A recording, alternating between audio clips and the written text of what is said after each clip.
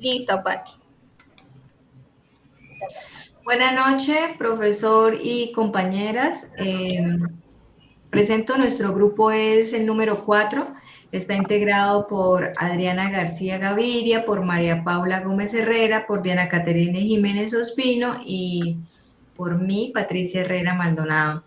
En esta fase, pues la idea es consolidar todos los conceptos que aprendimos en este semestre en la materia de procesos psicológicos superiores y pues este video es como para retroalimentar lo que hicimos en la fase número 2, que se trataba de que cada una de nosotras escogió un tema, una teoría de aprendizaje de 4 autores y cada una hizo un mapa conceptual.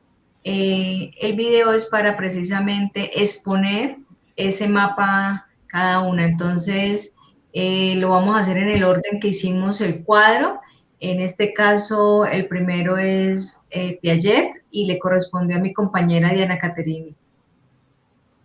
Muy buenas noches, profesor y compañeras. Les voy a tener el gusto de presentarle, pues, la teoría de Piaget.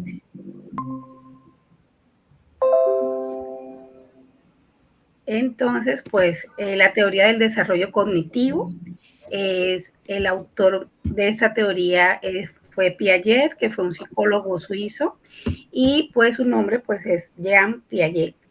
Y pues él tiene algunos conceptos acerca del aprendizaje. Esa teoría se ocupa principalmente de la naturaleza del conocimiento en sí mismo y de cómo los seres humanos llegan gradualmente a adquirirlo, a construirlo y a utilizarlo. Según la teoría de Piaget, él creó algo maravilloso en el siglo XIX, que fueron las etapas del desarrollo de Jean Piaget. En estas etapas él lo que impulsó o lo que quiso crear fueron 4 sesiones en donde él caracterizó el niño desde su nacimiento hasta los 12 o 12 años en adelante. En la primera etapa tenemos la etapa sensoriomotora, que va de 0 edad, desde que el niño nace hasta los 2 años, y esa es la etapa en donde el niño empieza a poner en práctica todos sus sentidos, lo que son olfato, tacto, y la vista y el oído. En la etapa preoperacional es la etapa donde el niño empieza a experimentar luego de 4 meses y a tener experiencias por sí mismo de poder coger y tener sensaciones.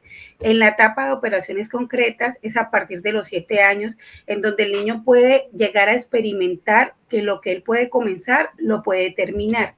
Y después de la etapa de los 12 años en adelante o desde los 11 años es donde el niño puede experimentar, o el ser humano de ahí en adelante hasta que termine su etapa adulta, es donde él puede realizar todas sus operaciones por sí mismo y tener experiencias. Esa etapa generó estas etapas que él creó generó un gran impacto, ya que fueron muy concretas de acuerdo a las experiencias del ser humano y dieron fue un auge muy positivo, el cual nosotros todavía pues practicamos hoy en día. El rol que tiene el docente frente a esta etapa es actuar como un mediador entre lo que es el conocimiento y el aprendizaje como lo adquiere, pues, en este caso, el estudiante, a través de alguna actividad, a través de algún compromiso, a través de alguna tarea. ¿Sí? Y la idea es que el alumno aprenda significativamente a pensar, a llevar lo que está colocando en práctica, lo que está adquiriendo, llevar cómo lo aplicaría a su vida diaria para poder tener experiencias nuevas frente a ese conocimiento. El rol del estudiante en ese momento dentro de esa teoría es que el sujeto es una persona activa durante el procesamiento de la información que aprende en el aula de clase a través del docente y que puede solucionar problemas a través de ella. Él es el responsable de su proceso de aprendizaje para adquirir nuevas habilidades. La idea es que la persona que llegue a adquirir un aprendizaje sea la persona que se interese para colocar en práctica lo aprendido y lo pueda vivir. Los dejo entonces con mi compañera Adrianita García.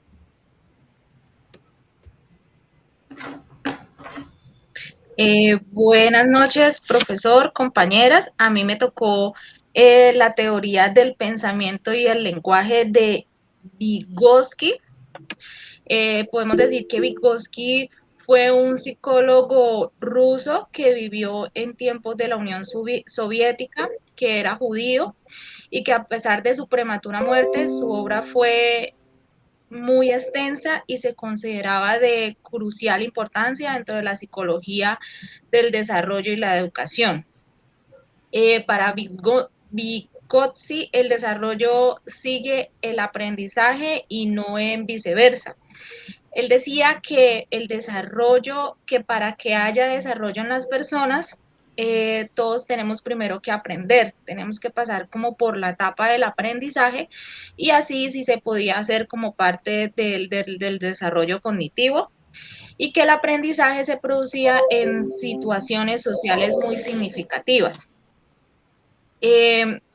Podemos también decir que una parte del aprendizaje o pues gran parte del aprendizaje es cuando hacemos como trabajos repetitivos, en este caso pues en una empresa que se hace como el mismo trabajo repetitivamente y así uno va cogiendo pues con el tiempo el modo de aprender o el modo de desarrollo del aprendizaje de cada quien. También podemos concluir que la teoría del aprendizaje es el motor del desarrollo, que son las formas de influencia educativa y que deben ser tenidas en cuenta como un elemento crucial dentro de las mismas. En la parte del papel que desempeña el docente, en la parte del papel que desempeña el docente, podemos decir que el docente es el mediador en la formación de los conceptos que permite explicar desde la fase existente entre lo individual y lo social, ¿no? El docente es el que expresa, pues, que es el que está como entre la diferencia entre que el niño pueda lograr y que pueda hacer como independientemente de lo que o de sus componentes de cada persona, ¿no? El docente también es el mediador en la formación de los conceptos del niño, es el que ayuda a que el niño pueda aprender, pues es el, como la base para que el niño pueda aprender todos los conocimientos que pueda llegar a obtener.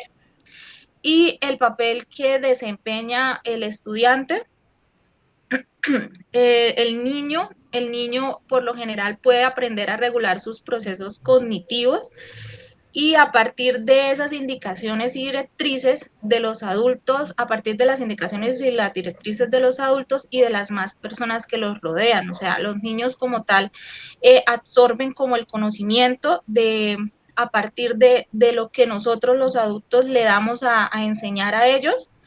Eh, y pues ahí podemos concluir que la educación es una de las fuentes más importantes del desarrollo humano, porque sin la educación pues nosotros no tendríamos los conocimientos que ahorita tenemos pues para nuestro diario vivir. Compañeras, profesor, les voy a dejar con mi compañera Patricia, que va a presentar la siguiente teoría.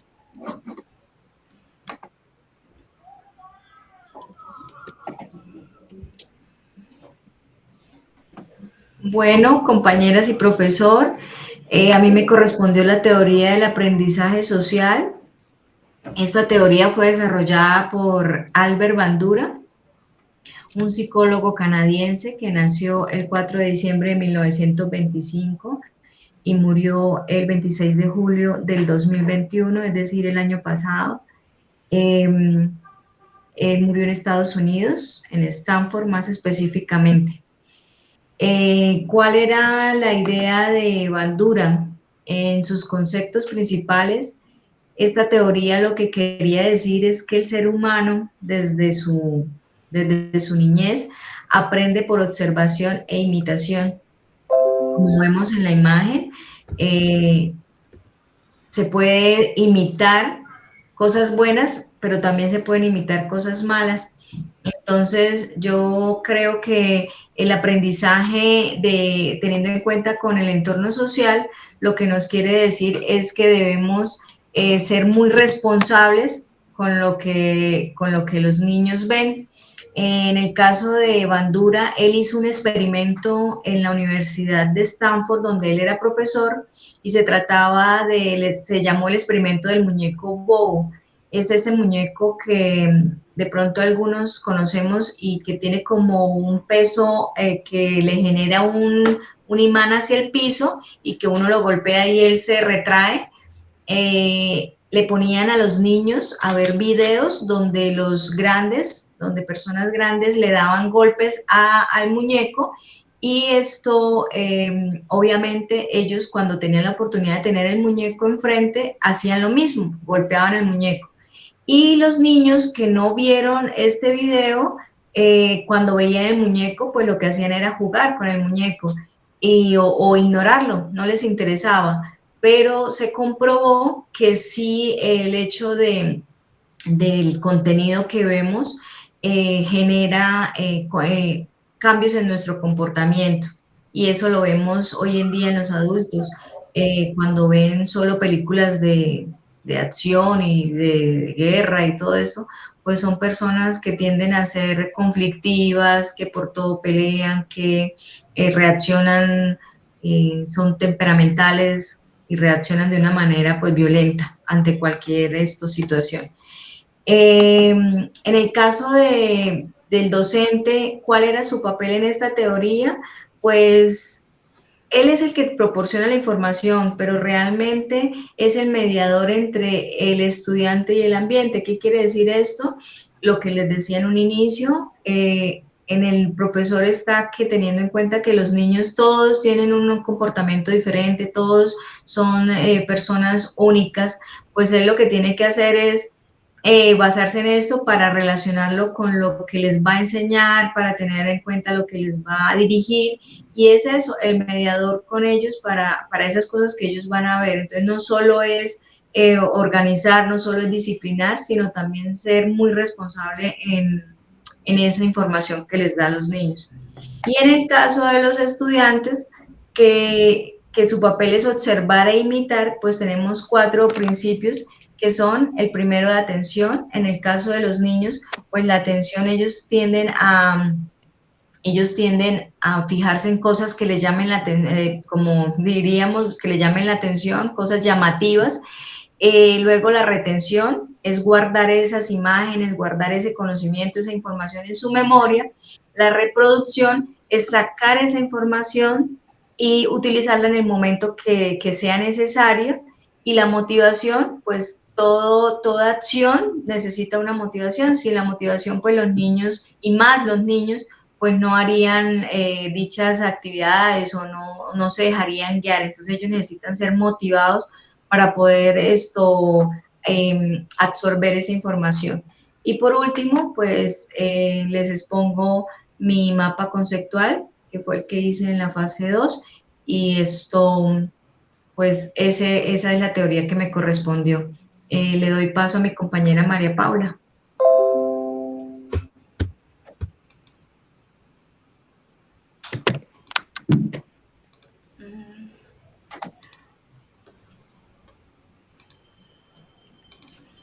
Listo. Hola profesor y compañeras, buenas noches. Me presento, mi nombre es María Paula Gómez. La teoría se llama Teoría del Aprendizaje por Descubrimiento del señor Brunner.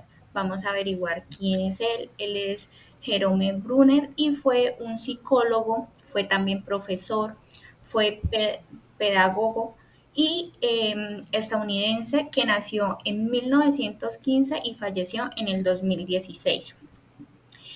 Brunner fue el que hizo importantes contribuciones a la psicología cognitiva. Él también hizo las teorías del aprendizaje dentro del campo de la psicología educativa, ¿sí? Brunner fundó también un centro de estudios cognitivos, considerado como el primer centro de la psicología cognitiva, y fue el director de ese centro. También Brunner concibe el desarrollo cognitivo como una serie como de esfuerzos, de periodos como de consolidación, al igual que Piaget. Vamos a hablar sobre los conceptos principales. Está la teoría del aprendizaje que plantea Brunner, que es basada por autodescubrimiento, y la característica de esta teoría principalmente es como promover que el alumno adquiera los conocimientos por sí solo, por sí mismo. También está que gracias a la teoría de Brunner podemos proponer nuevos métodos psicopedagógicos. Y vamos a ver que la teoría de andamiaje de Brunner se basa cuando el profesor ofrece como conocimientos de manera natural, sin esforzar ni nada. Y la base y las estructuras están generalmente en 4 aspectos fundamentales, que está la motivación de aprender, está la estructura del conocimiento, está la secuencia de la presentación y por último el esfuerzo del aprendizaje. Vamos a ver además el papel de quien enseña, que es el papel del profesor o del tutor, y Brunner señala la importancia como de esta excelente interacción sistemática y que es permanente entre el estudiante y el maestro. Se debe llevar a cabo, como siempre, con respeto, con comunicación, con el diálogo y la más importante, que es la disposición de aprender. Esto facilita pues obviamente el desarrollo intelectual y esto está considerado generalmente que llevan al maestro a considerar los elementos con la actitud del estudiante, que pues está la compatibilidad, la motivación y por último la falta de habilidades. Vamos a hablar por último de esta teoría de quién es el que aprende, que es el papel del estudiante. Y vamos a hablar sobre la teoría de Brunner, que esto concibe en que el alumno va a ser el protagonista, ¿sí? Ya que es él como el conductor de su propio aprendizaje. Y la teoría del desarrollo intelectual, que tiene las habilidades del adecuado para asimilar y memorizar lo aprendido, ¿sí? Es decir, como que él transfiere ser un aprendizaje a otras circunstancias de su vida. Claramente es como llevándolo a cabo a su propia visión del mundo. Y por último voy a mostrarles mi mapa conceptual que realicé en la fase número 2, que fue este. Y listo. Listo, compañeras. Buenas noches. Buenas noches. Chao.